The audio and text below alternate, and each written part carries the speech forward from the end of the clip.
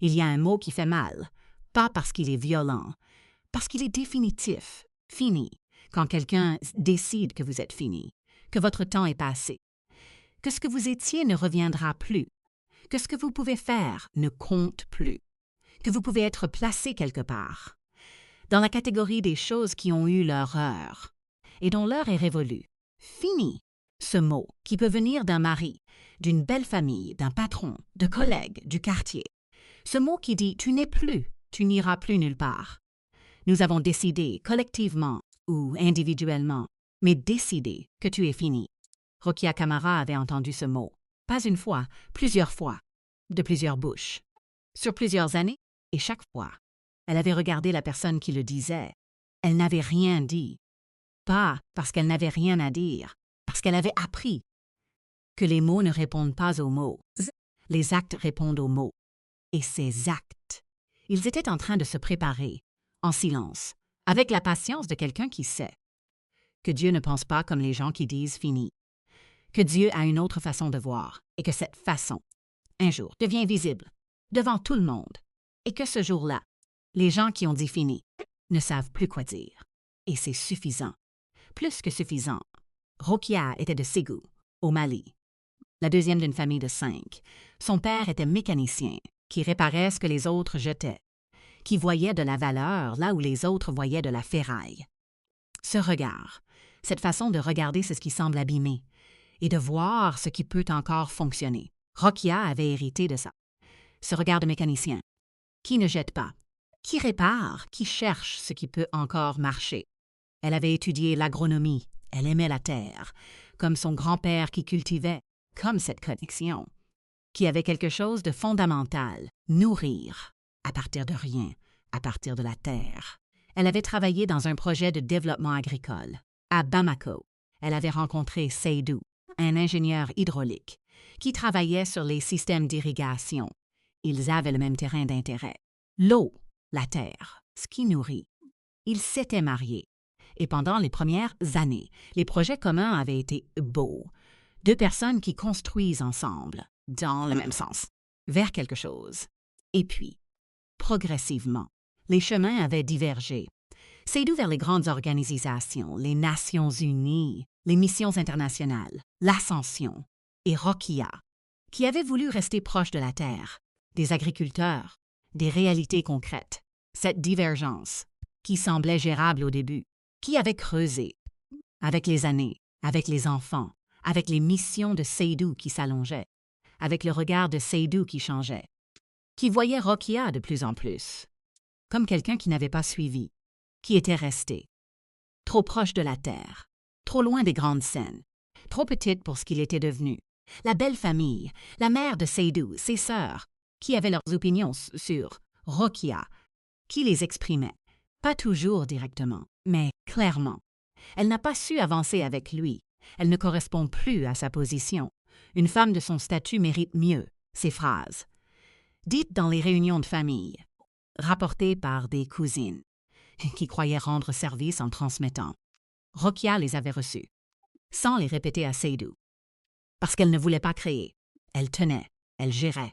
Et puis l'association.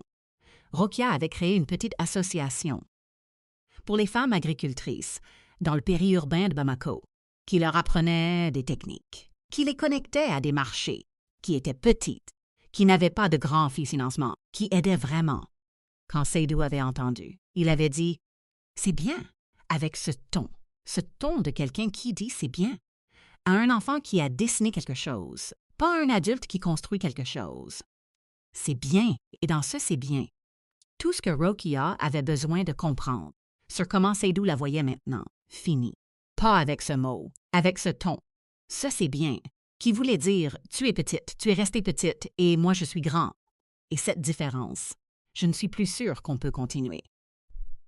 La rupture était venue 2 ans après l'association. Seydou qui rentrait d'une mission, qui avait trouvé les mots, que la belle famille avait mis du temps à lui dire directement. Il avait dit « Je pense qu'on est plus alignés ». Elle avait dit « Alignés comment ?» Il avait dit « Dans nos ambitions, dans nos visions, dans où on va ». Elle avait dit « Où tu vas ?» Il avait dit « Je vais vers des choses plus grandes. » Et toi, il n'avait pas fini la phrase. La phrase avait été finie par le silence, et le silence disait « Et toi tu restes petite ». Rokia avait regardé cet homme, avec qui elle avait parlé de la terre, de l'eau, de ce qui nourrit. Elle avait dit « Et mes enfants ». Il avait dit « Il reste avec toi, je payerai, payer », comme si les enfants étaient une facture, comme si ce qu'elle avait donné pendant ces années pouvait se ramener à un paiement mensuel. Elle avait dit « Bien », elle était sortie. Elle avait appelé sa mère. Et cette nuit, dans la maison de sa mère à Ségou, elle avait pleuré toute la nuit. Pour Seydou, pour le projet qu'ils avaient partagé, pour la façon dont les choses avaient changé, et pour cette phrase non finie. « Et toi tu restes petite ». Fini, sans le dire, mais dit.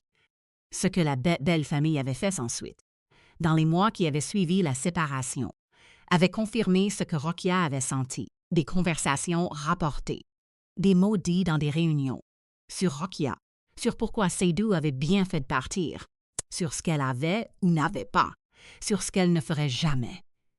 Ces conversations qui circulaient et qui revenaient vers elle, par des gens qui pensaient la protéger en lui disant, ou qui ne pensaient pas vraiment à la protéger, mais qui lui disaient quand même. Elle avait reçu tout ça, sans répondre, sans engager, sans entrer dans ce jeu. Parce qu'elle avait son père le mécanicien dans la tête, qui ne perdait pas de temps à discuter avec les gens qui jetaient. Il réparait. Il montrait que ça marchait encore. Et c'était sa réponse. Elle allait réparer, et montrer, et le reste. Le reste viendrait d'eux-mêmes. L'association, elle y était retournée, avec plus d'énergie qu'avant, parce que l'énergie qu'elle avait mise à tenir un mariage qui ne tenait plus, cette énergie, elle pouvait maintenant la mettre ailleurs, entièrement ailleurs. Elle était retournée avec les femmes, avec la terre, avec les techniques, avec les marchés, et elle avait regardé différemment. Pas avec les yeux de quelqu'un qui fait quelque chose de petit, avec les yeux de quelqu'un qui cherche comment faire grandir quelque chose, qui cherche les failles, les possibilités, ce qui peut encore être développé. Les yeux de son père, les yeux du mécanicien, et elle avait vu ce qu'elle n'avait pas vu avant, parce qu'avant elle était dans le faire, pas dans le voir, elle avait vu. Que ce que son association faisait, dans un périmètre limité, avec peu de ressources, pouvait être répliqué, pouvait être mis à l'échelle, avec les bons partenariats, avec les bonnes connexions, avec une façon différente de présenter le projet, non plus comme une petite association. Comme un modèle qui avait fait ses preuves, sur le terrain, avec des résultats documentés, des femmes dont les revenus avaient augmenté, des chiffres. Elle avait ces chiffres. Elle avait commencé à construire le dossier. 3 ans après la séparation, un appel à projet, une fondation internationale qui cherchait des modèles innovants d'autonomisation économique des femmes rurales en Afrique de l'Ouest. Rokia avait lu cet appel. Elle avait lu 2 fois, parce que ce qu'il cherchait, c'était exactement ce qu'elle avait. Exactement, pas approximativement, exactement. Elle avait passé 3 semaines à préparer le dossier, avec ses chiffres, avec ses témoignages, avec ses analyses, avec cette façon qu'elle avait de présenter la Terre et ce qu'elle produit. Quand on lui donne les bonnes conditions, elle avait soumis et attendu, en continuant à travailler, en ne mettant pas sa vie en pause, en attendant une réponse. Parce que l'attente sans le travail, c'est de l'angoisse. L'attente avec le travail, c'est de la confiance. Elle attendait avec confiance. La réponse était venue. Un mercredi après-midi, un email avec les mots qui changent les choses. Votre dossier a été retenu. Votre projet a été sélectionné parmi 243 candidatures. Un financement significatif pour 3 ans, avec un accompagnement, avec une visibilité internationale, avec la possibilité de déployer dans 5 pays, Mali, Guinée, Sénégal, Burkina Faso et Côte d'Ivoire. 5 pays.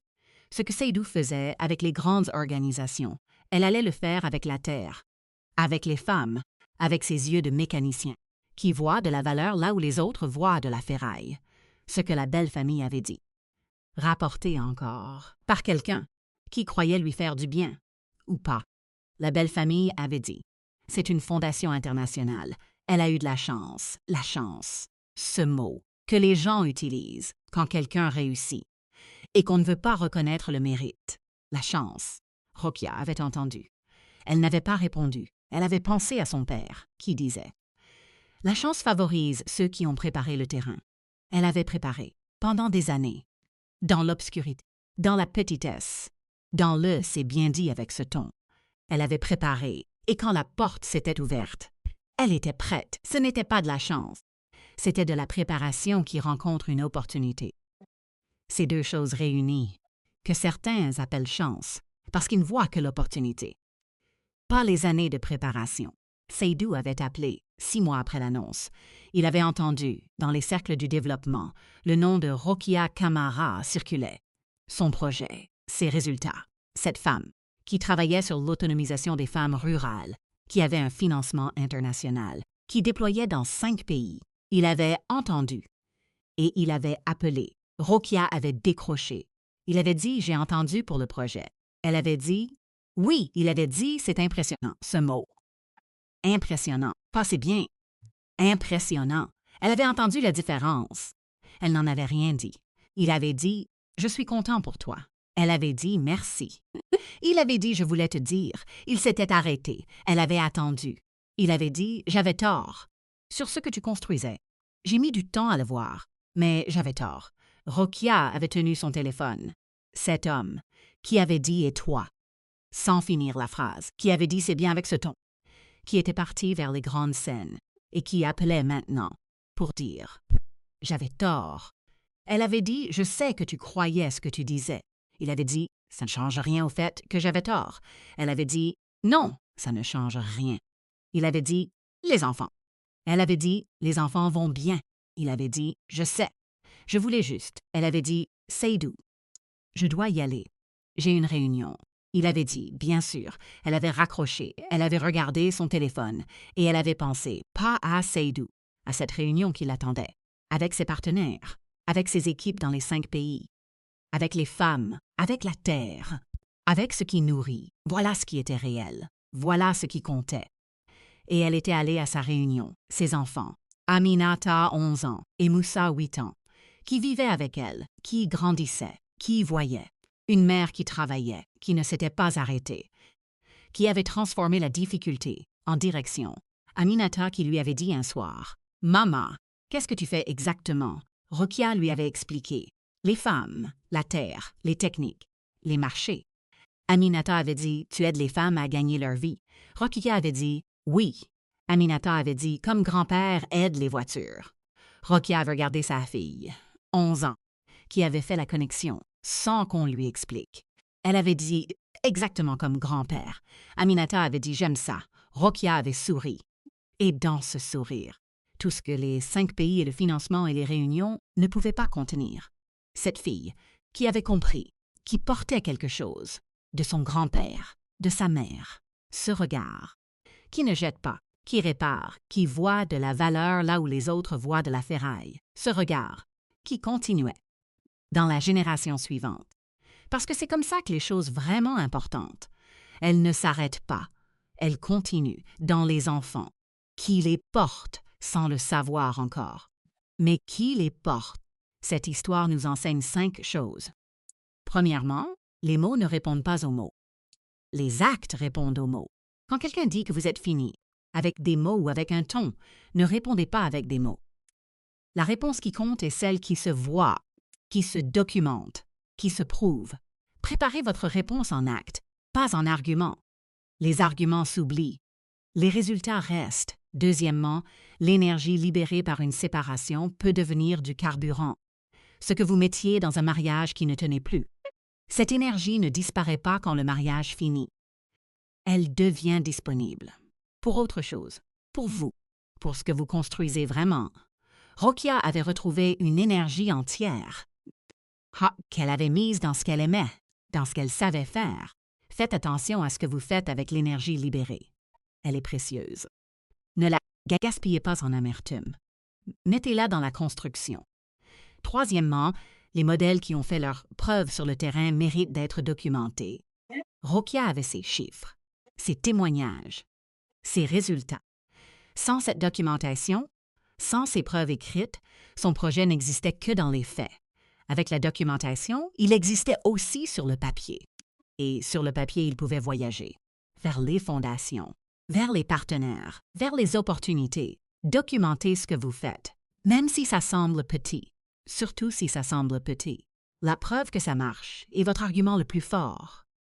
Quatrièmement, la chance, c'est la préparation qui rencontre l'opportunité, pas l'une sans l'autre. L'opportunité seule ne suffit pas. Sans la préparation, elle passe. La préparation seule ne suffit pas. Sans l'opportunité, elle dort. Les deux ensemble, c'est ce que les gens appellent chance. Et c'est ce que les gens qui ont préparé créent. En cherchant les opportunités, en restant disponible, continuant à travailler quand rien n'est encore visible, préparer et chercher. Les deux ensemble. Cinquièmement, et c'est le plus important, Dieu ne pense pas comme ceux qui disent « fini ». Il pense autrement.